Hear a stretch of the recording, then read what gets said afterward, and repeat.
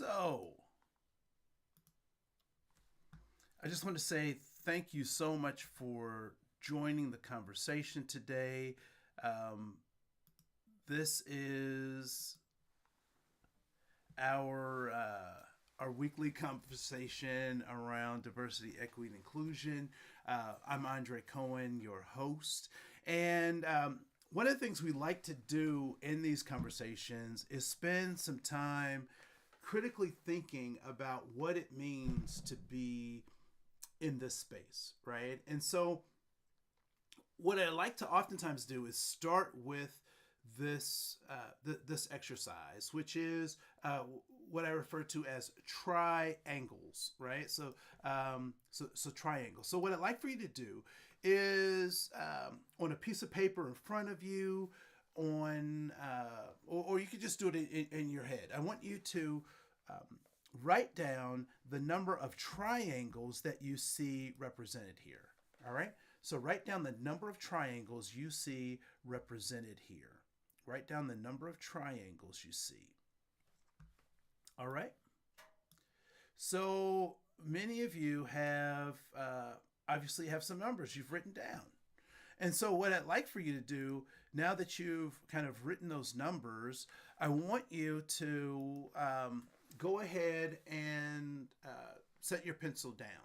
And so what I'd like for you to do now, the second thing is I want you to define for yourself what a triangle is, right? So write down your definition, right? So typically when I'm doing this exercise, people will say, well, a triangle has 3 points, right? So did your definition have 3 points? All right.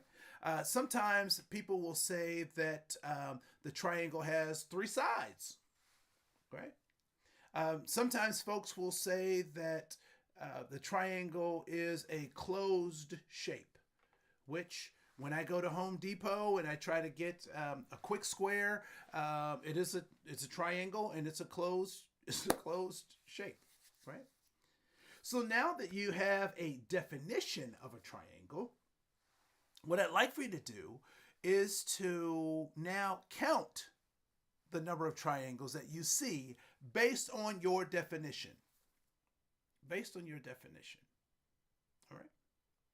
So again, typically when we do this exercise, people will say, well, I see 11 or 8 initially, or 3 triangles initially.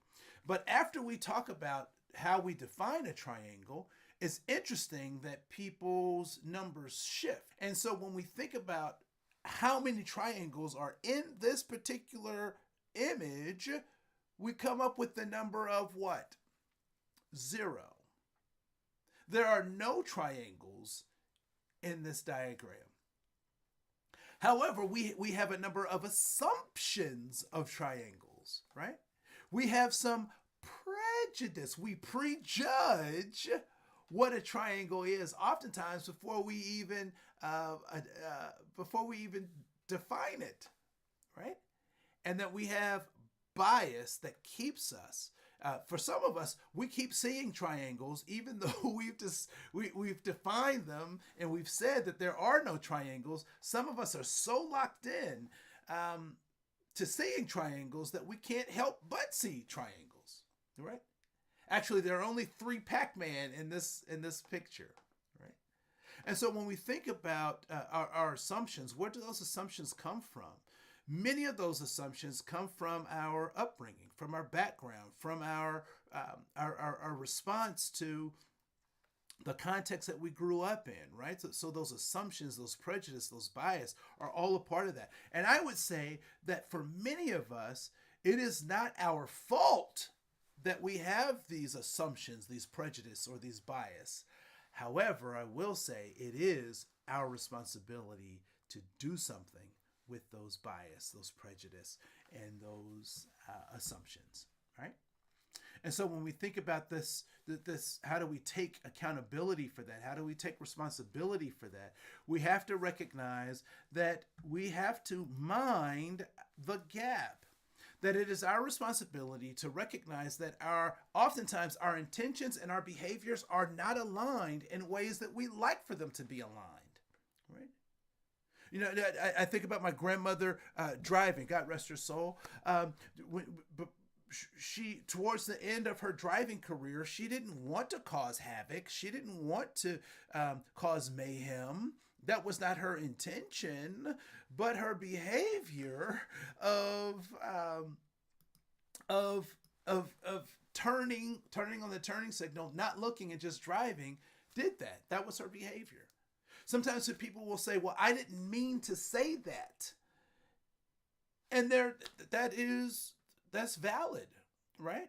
That's valid. They didn't intend that, but they have to recognize that their intentions oftentimes can have some consequences, right? And so when we think about these aligning our intentions and our behavior, we have to recognize when they're not aligned, there's an opportunity to grow. There's an opportunity to learn. There's an opportunity to develop.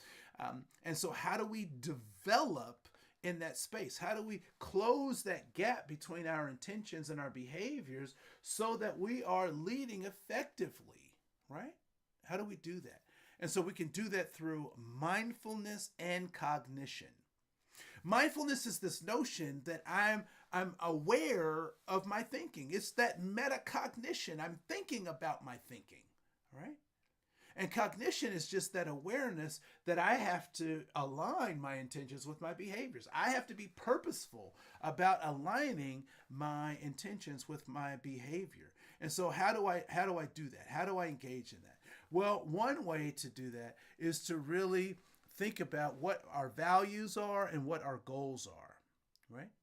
So when we are going to engage in cognitive control, we're going to align our intentions, our values, our goals with our behaviors. And we're going to be mindful when we're engaging in that, right? And so one of the ways that this shows up is if I want to tell a joke at work, right? And it's so interesting when people are going to tell inappropriate jokes, they always ask, has anyone ever noticed that? Can I tell you a joke? No, you can't. Because if you're asking, I know it's not an appropriate joke, right?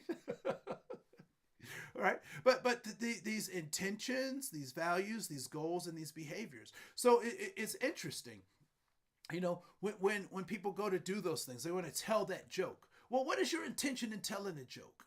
Are you trying to draw us closer together? Are you trying to make fun of someone? Are you trying to build yourself up while tearing someone down? What are your intentions on that joke, right? And then how are your values, or what values are being demonstrated or supported in that joke that you're telling, right? So what is your intention in that joke? Secondly, what are the values that you're either supporting or espousing or supporting? And then what's the goal of the joke, right? What are you after? How does that help us in the workplace?